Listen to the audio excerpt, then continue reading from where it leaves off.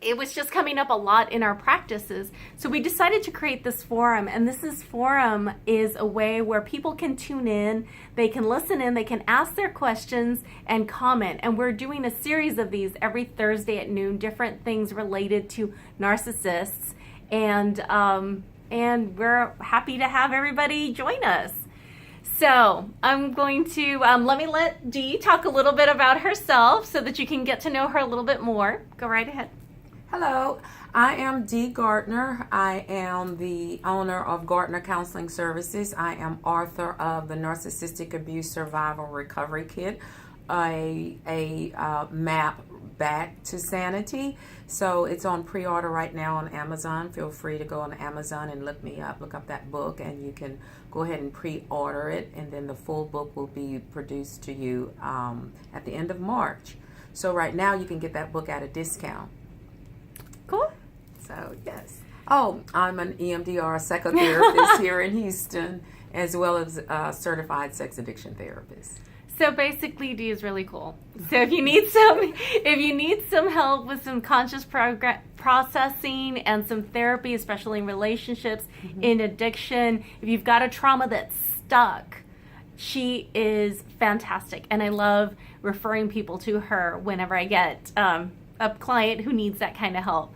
So last week we were talking about Valentine's Day with your narcissist, and we were kind of wondering, like, how'd that go for you guys? Last week we did a live stream. It ended up falling on Valentine's Day, so that was really interesting. And then Dee hosted a couple of watch parties on her page, Gardner Counseling Services Facebook page. So check her page out, and we're just wondering, like, how did that go?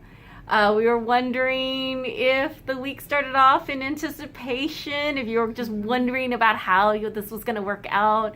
Valentine's Day is coming. It's a day of relationships, and it would be really cool. You know, did you have the little butterflies in your stomach? Were you feeling, just full of anticipation? And then the day of, how exactly did that work? Did he call? So we actually want you to all to post and let us know how your day went. And so we were just kind of wondering how that went, and we wanted to know if you just ended up spending a lot of time kind of looking at your phone, kind of waiting for them to call or waiting for her to call, and then whether or not they actually did that. And I know that a lot of times people were very, perhaps, watching other people get a bunch of, like, flowers and things like that, and possibly, at least what's typical of a narcissist is that they wouldn't necessarily be calling, and you're just waiting and waiting and waiting and waiting and waiting, and then finally, a lot of times you just get too fed up and you're like, hey, okay, I'm going to call them.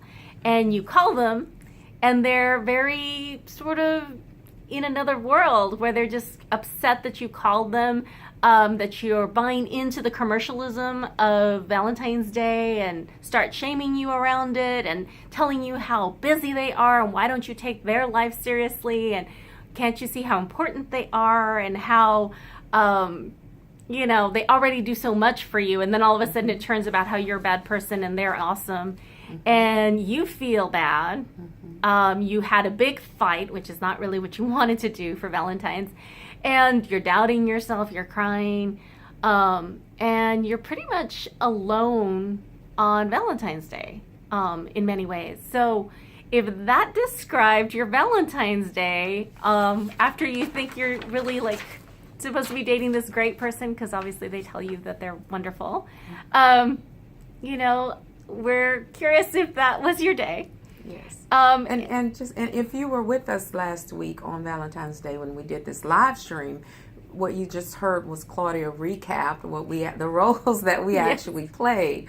We actually played that out.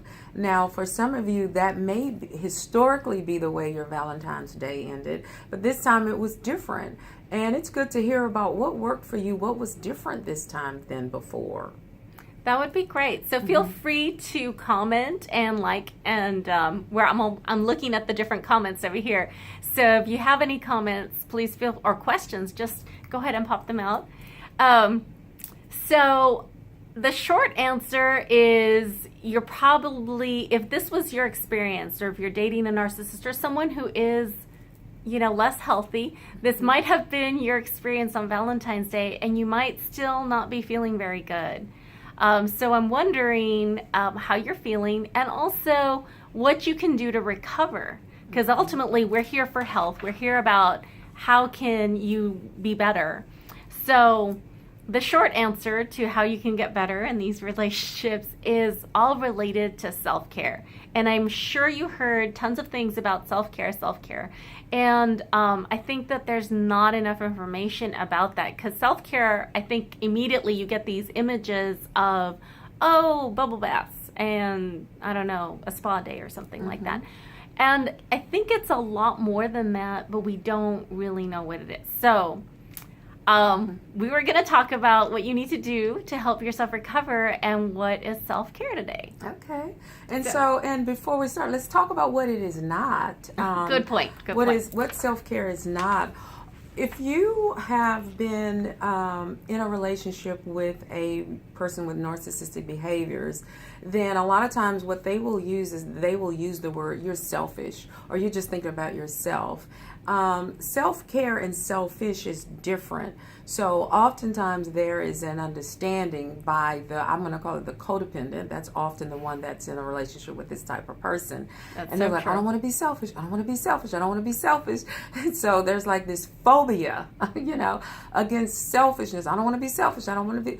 When at the end of the day, what you are is selfless.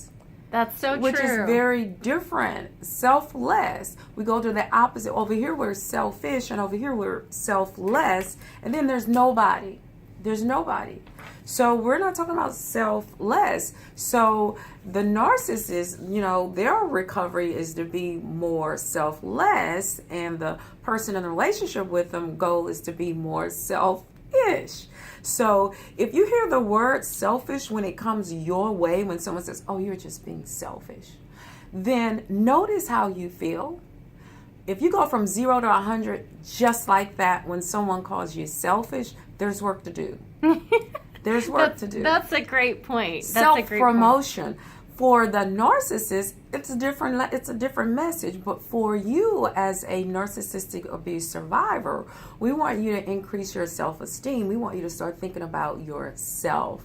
So one of the things one subtle way, especially in this narcissistic healing environment that we're in today, there's a lot of focus on the narcissist. Mm-hmm. So selfless, if we're used to being selfless, it's easy. Is this a narcissist? What are the narcissist traits? What's the difference in overt and covert narcissists? What are they doing? What are they doing? What are they doing? I think we definitely become experts what a narcissist is.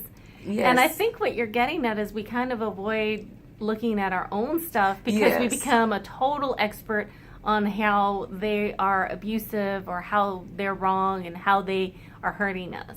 Yes, the narcissistic survivor will binge on learning about narcissism, which is definitely understandable and probably appropriate, because what happens is there is this shock to your system that, oh my God, this person did this intentionally. Oh my God, they don't really love me. Oh my God, they're not even capable of caring about me or the family or other people. Is this really a narcissist I'm dealing with? Am I a narcissist? So you binge on this. You binge on it. And there's a level of empowerment with that. Breaking the cycle is identifying the problem initially. So that's a part of breaking the cycle. So that's not a bad thing.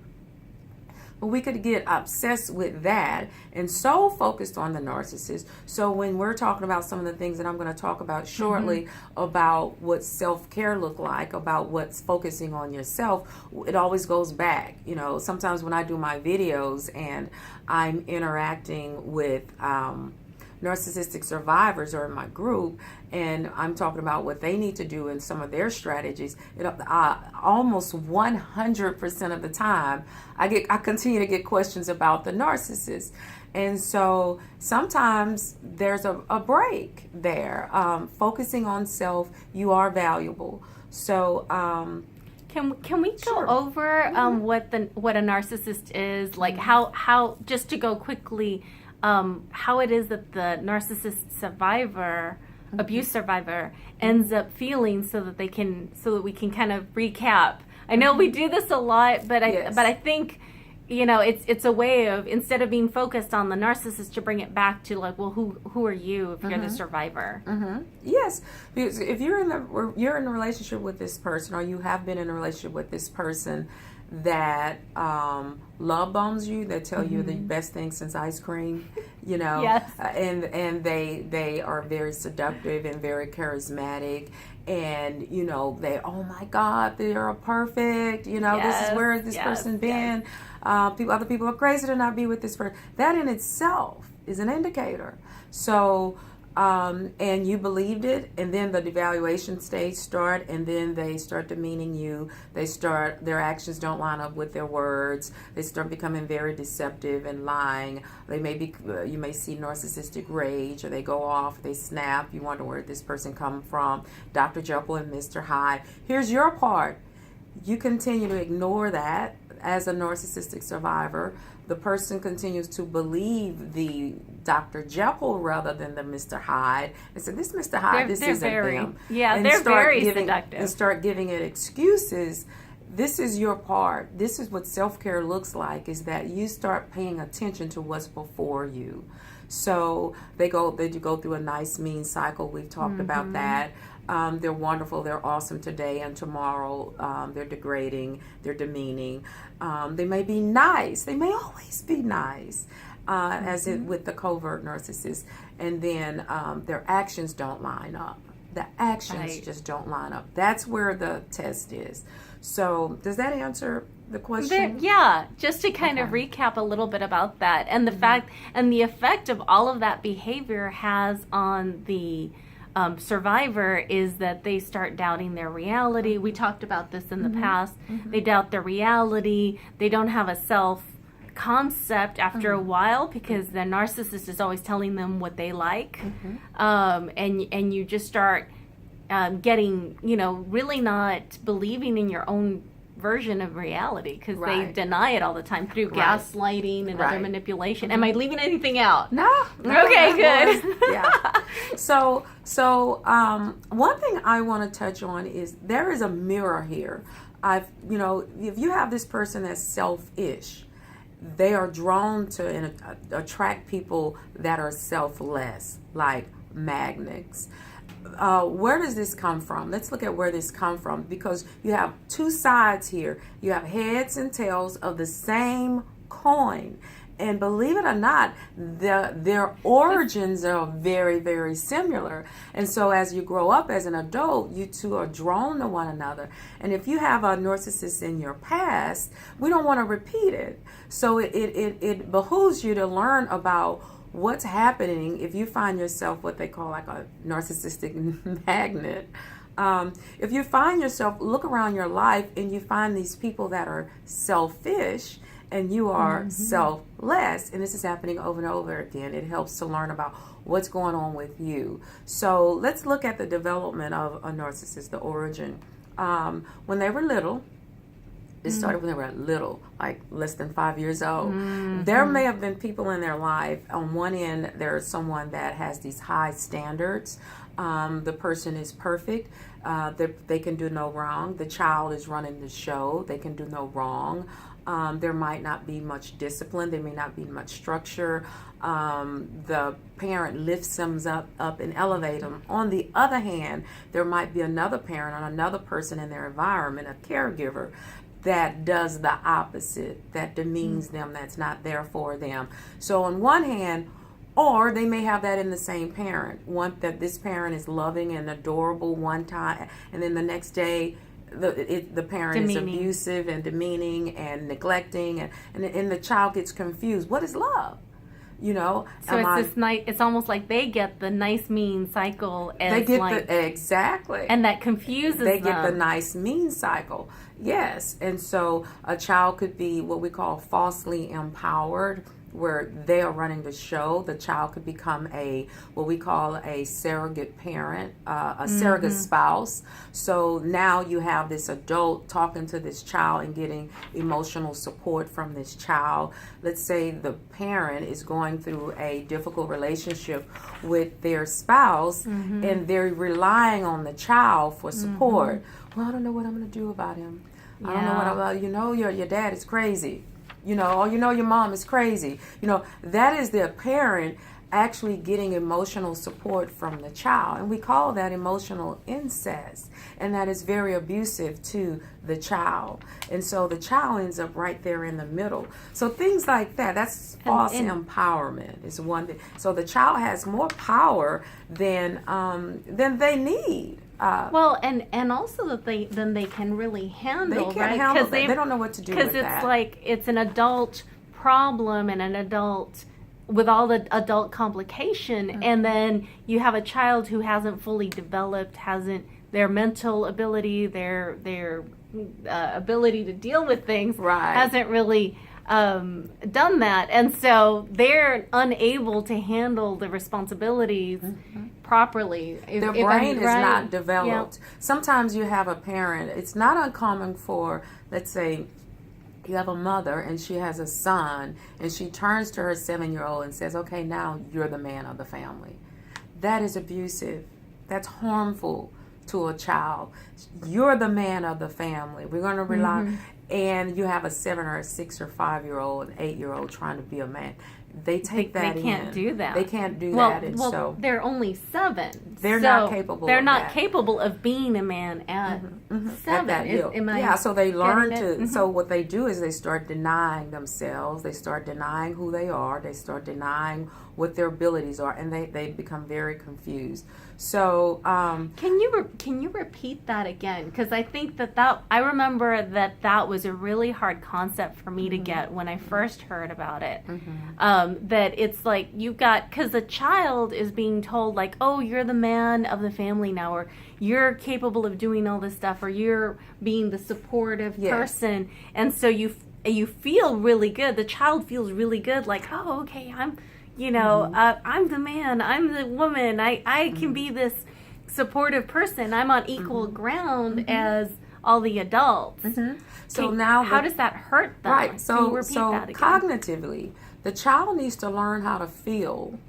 So if mom is upset, sad, angry, hurt, frustrated, or raging, the child has no power to change that. They may say something like, it'll be okay, it'll be all right, when in actuality, the child is not getting the support that they need, because if mom is upset or angry or raging or sad or depressed, the child needs support as well. It's probably scares the child.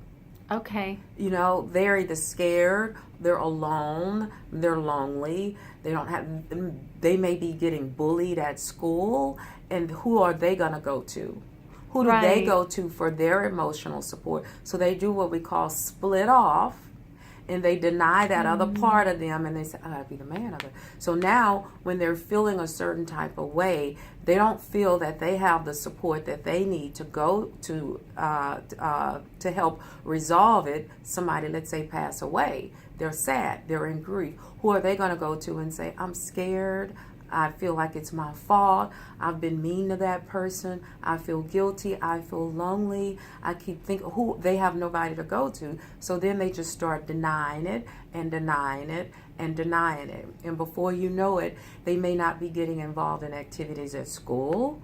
It shuts them down? They shut down. They no longer do child things. You have this child, this 7 or 8-year-old that's living as an adult. They're thinking about the bills, or they're thinking about mom, they're thinking about dad, they're thinking about adults. I wonder how it's going to be okay. I wonder if everything is okay at home. I wonder what can I do? What can I do? What can I do to help this other person? So they become more like codependent. I need to deny myself and my needs, and I need to take care of other people. They become needless and wantless. Little children are supposed to be vulnerable. They're supposed to be spontaneous. They're supposed to be creative. They're supposed to be cutting up and getting in trouble.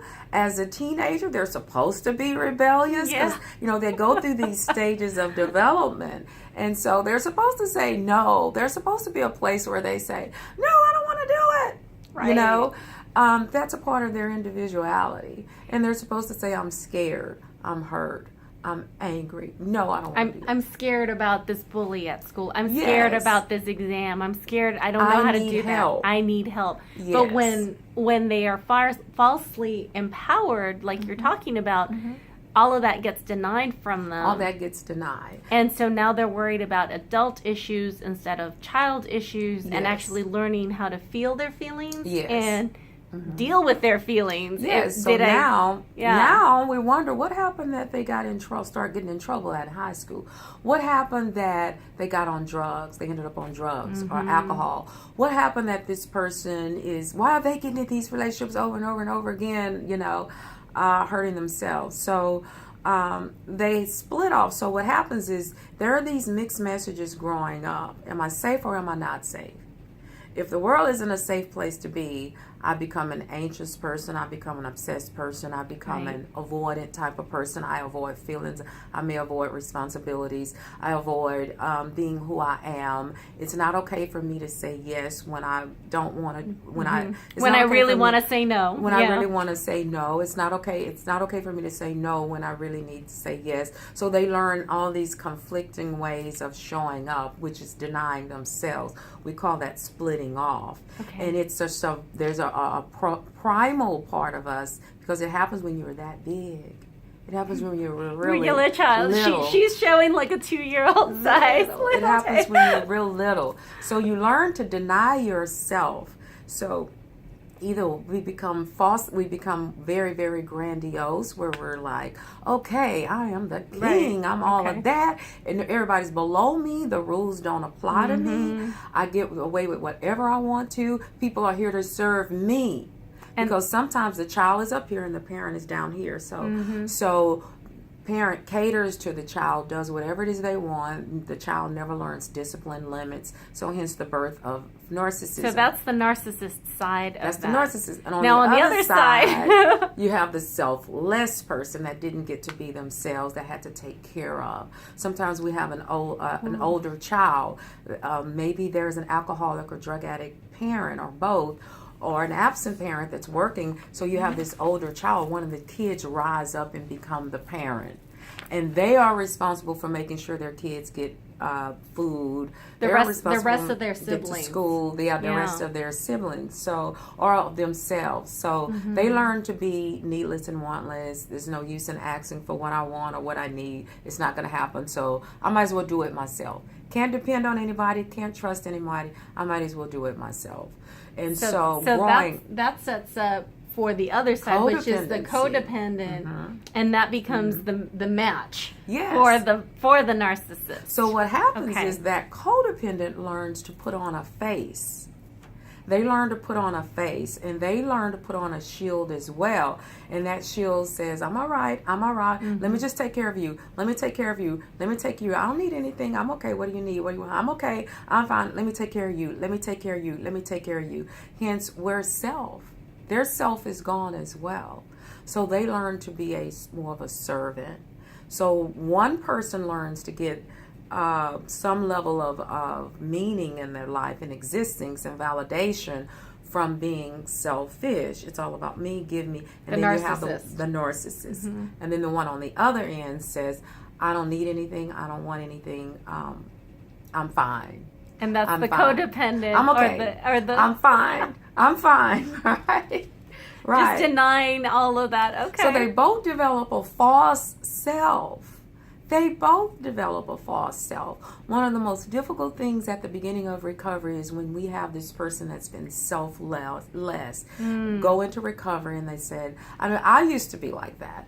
I remember being in a session, it was in the 80s, I remember being in a session with a therapist, and I've been talking about the guy. It was always a guy. Right. I probably spent a year complaining about this relationship. The guy. Yeah. And I remember one day this person said, so what do you want? And you're like, I don't know. So how do you feel? No clue. No clue. I remember that feeling too. I remember that feeling like, well, I don't know what I want. I'm supposed to want something. Well, I want him to. Well, I want he him needs to come, he needs well, to come I up need with him a plan. to. Well, Yeah. he needs to treat. This problem is this person. The way this person is treating me. It's not me. So one of the first. Joel, that was a part of the problem. It was a problem, but the other part of the problem was that you and I, yeah. Well, if we're unhappy with our lives, and you look around your life and you're unhappy with what you see, then guess who's responsible for that? You are. So yourself, yes. all of you. So that's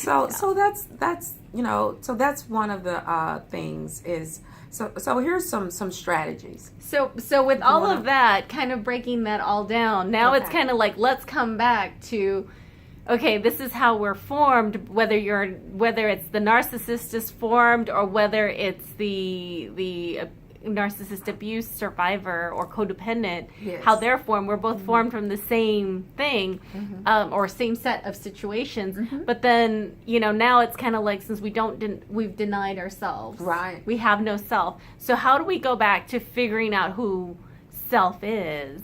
Yes. And along with that is the self-care. That's that where we're talking about. Self-care comes in. Who are you? Who are you? Who are you really? Do you really know who you are? So at any given moment, you notice how you feel.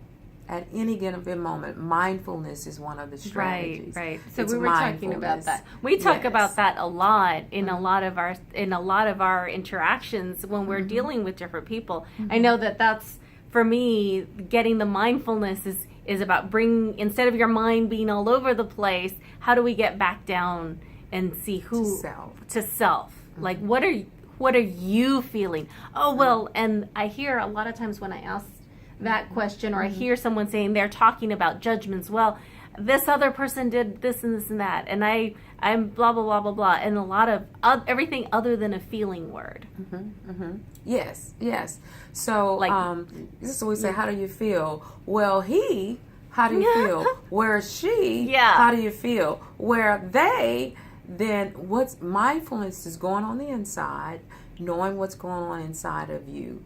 If your thoughts are racing, you have these racing thoughts where it's one thing as another, you're not thinking about it. Take a deep breath. So a mindfulness strategy is taking a deep breath, breathing from your belly, breathing from your abdomen, noticing how you feel. Notice your muscles. Meditation, guided meditations, guided visualizations. There's a ton of those on YouTube. I have some on my YouTube channel. Having a mindfulness practice, a meditation practice, maybe like a yoga practice, or something just to make your mind slow down. And then you can look at things at a different perspective. So if a person is mindful and we're teaching strategies, here's what you do when he texts, here's what you do when they do this, here's what you do that's not going to sink in. It's hard to hear that, and it's harder to carry it out if the brain is just doing this, if you're in your head and you're not in your body. So be grounded, be in your adult, and know what's going on. Mindfulness helps you know who you are, what you really like. Oftentimes, narcissistic abuse survivors, they usually don't have an identity. That's right. They usually have no identity. So if you're angry, it's like, you're not angry. And you start wondering, am I really angry? Am I this and that? Or it's not okay to be sad. Right. So by taking in that deep breath, and then just starting to, a lot of what I tell people is you watch that breath as you go in, as you're breathing in, and then you start feeling what you're feeling, like what part of your body hurts, or, are you sitting down, can you feel where you're sitting? Can you feel, like if your legs are crossed, how does that feel? Can you feel your shoes? Can you feel, the clothes that you're wearing, are they too tight? Are they too loose? How do you feel with that? And then that brings you back in your body.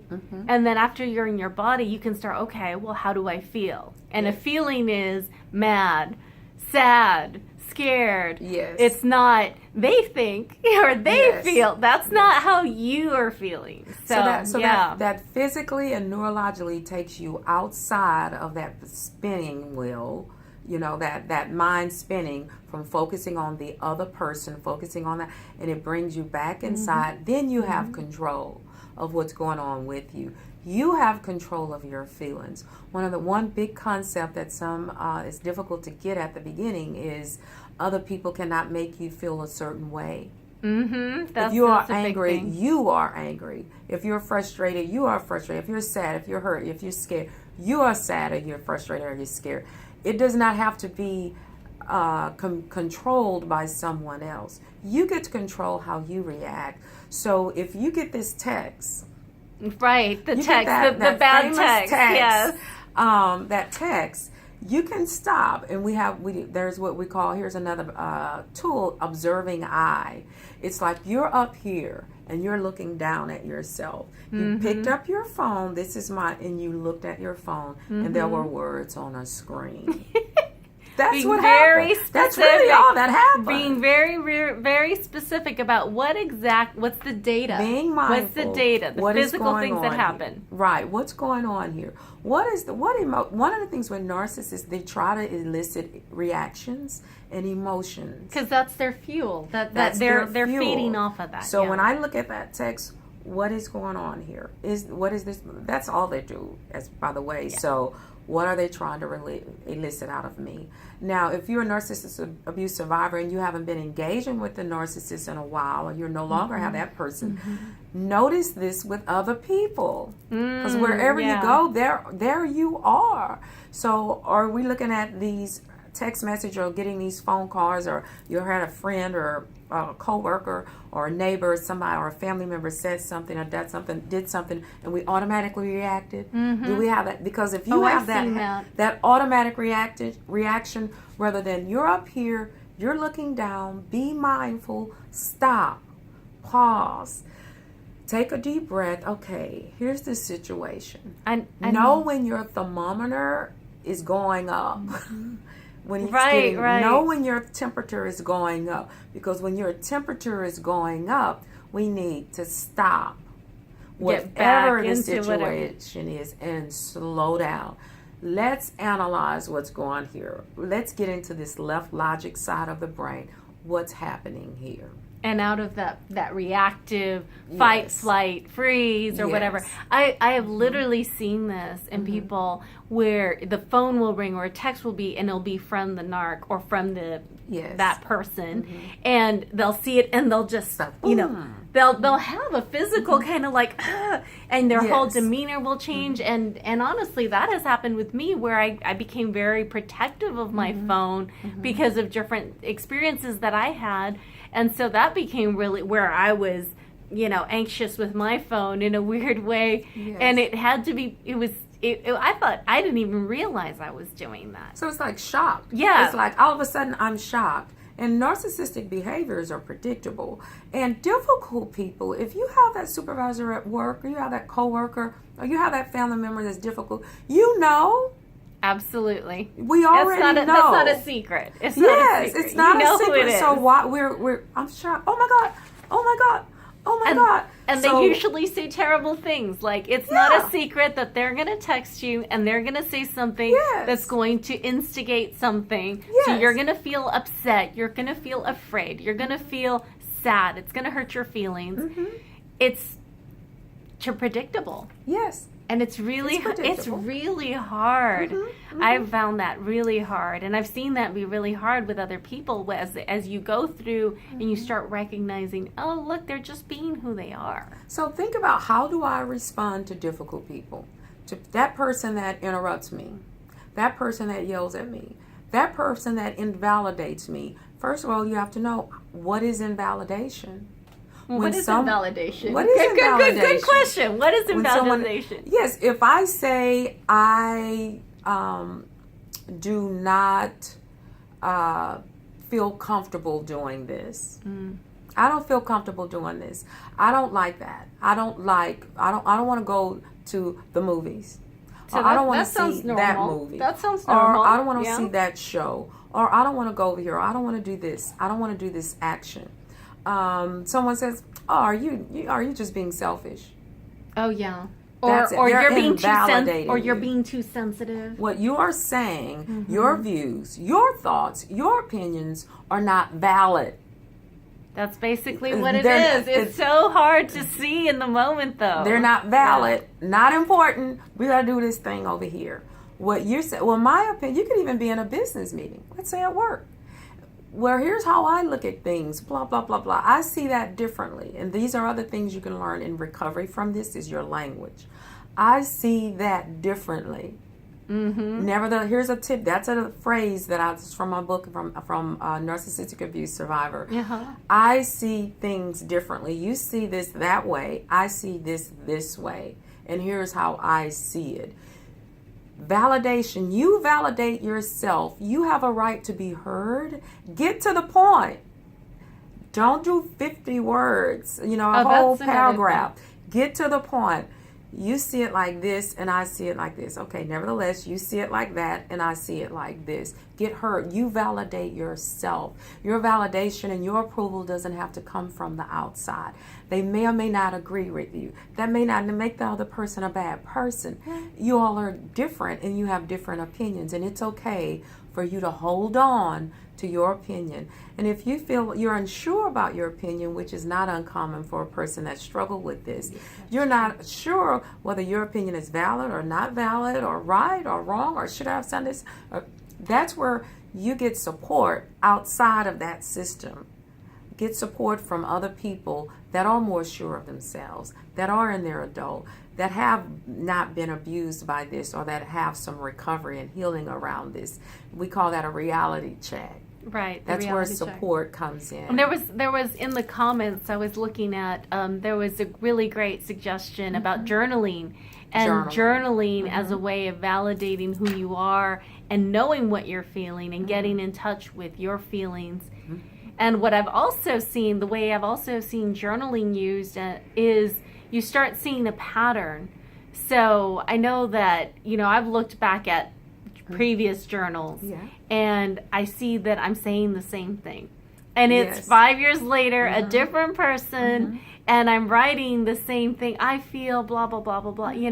I feel bad. I feel sad in this way. And then 5 years later, I'm looking at I just wrote a journal and I'm writing the exact same thing. So it helps you identify those patterns as well. Right. So it's journaling is really a great self-help. Self-help tool. So speaking of journaling, here's an exercise you can do, love. Because that reaction that you have, this reaction of reacting to this habit of just reacting to things automatically without thinking and doing things, and when in your mind that no contact with this person or that you need to distance yourself from a particular person, but you can't do it, and you come up with all these reasons and excuses of why you keep communicating. But I love them. But I felt better when. But I just won't bring this up, or I just won't do that. When you do that, that's a primal reaction. It goes way back. That's you not honoring yourself, not honoring your values, and at the end of the day, not honoring who you are. So we go back to the beginning and you start over. If you didn't get the love and nurturing, boundaries, limits that you needed growing up, then we got to start over. And we start over. One way to do is, because what we want to do is to teach you, the goal is to help you love yourself. You want to love yourself. You want to adore yourself. I love you that want word. to look at yourself as amazing. You want every day you wake up, say, this is going to be a great day. It doesn't matter that things around me aren't going well. It doesn't matter that this person at work is acting like this, or this stress is over here, my finances. That does not mean that you cannot have an awesome day and an awesome life. So here's an assignment. Here's a practice. Here we go. Love. Just like, when you're a little kid and they say, what is love? You sit down and write it down. Write the word love and write down, what is love? What is love? What does love mean to me? How does love look for me? And then, you know what? The next day, do it again. The next day, do it again. The next day, do it again. You write about love. Just love. What's love? What's love? Because usually when a lot of times a narcissistic survivor will say, but I know he loved me. But I know she loved me. I know they love. Well, they don't do that. Then the question is, what so is what love? is love? Yeah. What is love? Because we go into the false self has this there's this conflict with what love really is, what do you really value, versus how you're being treated. There's usually a disconnect. So what is love? Think about it. It's that's a powerful exercise. How long do you At least suggest? a month. Ooh, a whole month. Wow. We need to reprogram, because with that at your consciousness every day, you're going to start noticing where your boundaries are, who you are, where the line, or it might need to be longer than that. But we want you to have it at your conscious. What does love really mean? What is love? That's one exercise. What a great exercise with journaling. That's cool. Yes. Another one is list your values. What are your values? What's important to you? Is family important to you? If family is important to you, how does that look? Mm-hmm. If family is important to you and you have, let's say, younger children, do you protect them? Do you protect them? These are hard questions. Do you speak up for them? Do you listen to them? Do you make sure that they're developing a secure attachment style? Are you there for them? Do you take time out for them? Or is the narcissist getting involved in all that? Who's taking priority? Who's taking priority? Are they taking all your time, your attention, and your energy? So, list your values. Is it money? Is it work? Is it health? How are you doing in these areas? Is it friends? Is it connecting? Do you value being alone? Do you value your career? Do you value yourself? What do you value? What's important to you? And there's no write them down. And there's no right or wrong with that. There's no right or wrong. Be honest about what you really value. What do you value? What's important to you? And then look at your behaviors. Are your behaviors consistent with your values? Do you value education? Do you value learning? Do you value self-discovery or growth? Do you value spirituality? What are you doing with that? Know what's important to you. Who do you value? What do your values look like? So those are two really, really powerful identity building exercises.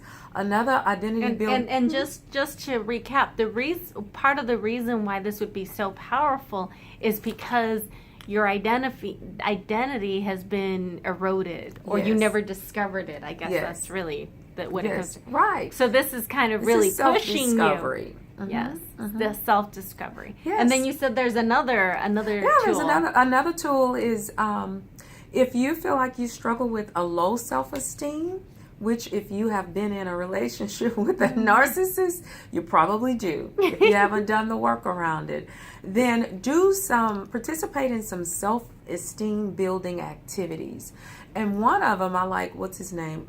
Jordan Peterson.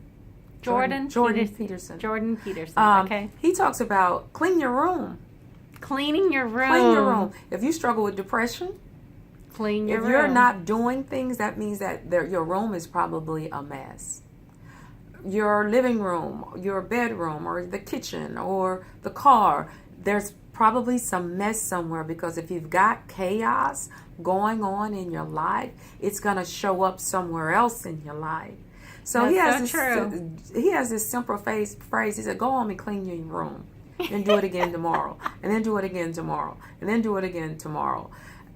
Do some exterior things. Take care of some little small actions. Get your nails done, ladies. Men, you can get a pedicure, a manicure as well. So do some little small things to take care of yourself. Exactly. Clean house. Clean house. Yeah. And there's a lot of value of that when you look at spirituality. Cleaning that house, if you look at feng shui, and that moving that energy so that there's no stagnant areas in your house. So it goes beyond just self-care. Yes. To other things, because it's really yes, obviously it's be clean, but so there's a self-care aspect, but there's also this energetic moving of Right. energy, which gets other things happening and opens up possibilities for something different. Hopefully something better. Yes, something cleaner for sure. And I'm glad you said energy. There's an energy component to this. So I'm going to back up to, we talk about no contact. You know, there's, based on your values, what do you value? That's what determines your boundaries. This person, you probably can be that close. That person, you all are going to be that close. That person, you're going to be that close. This person, we're not going to have anything to do at all. We're going to have to be in no contact with certain people. And so that's going to be based on your values. So if you expose yourself to people that are harmful to you, and you do it over and over again, you expose yourself to people that do not honor your values and they do not honor you, you're exposing your energy field to them. You know, sometimes we'll say, well, I'm just going to do this. Well, I was just listening. Well, I knew they were full of it. You know, I knew they were lying, but you still were in it. You were still in it. There is an energy exchange that's at the unconscious level that you cannot control. And so now we wonder why we struggle with this habit over here. Or we wonder why we struggle. Or we wonder why that night we couldn't sleep. Or we wonder why, you know, we can't get the person off of our mind, or we're obsessing and things like that. There is an energy exchange, and energy is at the cellular level. Yes. As well. Yes. So yes, even the neural pathways and the nervous system and the neurotransmitters in our body and in our brain and neurology, there is an electrical force that's enforcing everything, that's making your whole body exist and function. Your thoughts, your feelings, your mind, your biology, your spirit, all that's all one. And so when we expose ourselves, when we expose ourselves to certain people and we allow ourselves to be harmed over and over again, and we do it to ourselves, we are not honoring our own values, then there's a bodily reaction. And then that's going to impact your joy of living. Absolutely. The joy. I mean, it's absolutely like the mind-body connection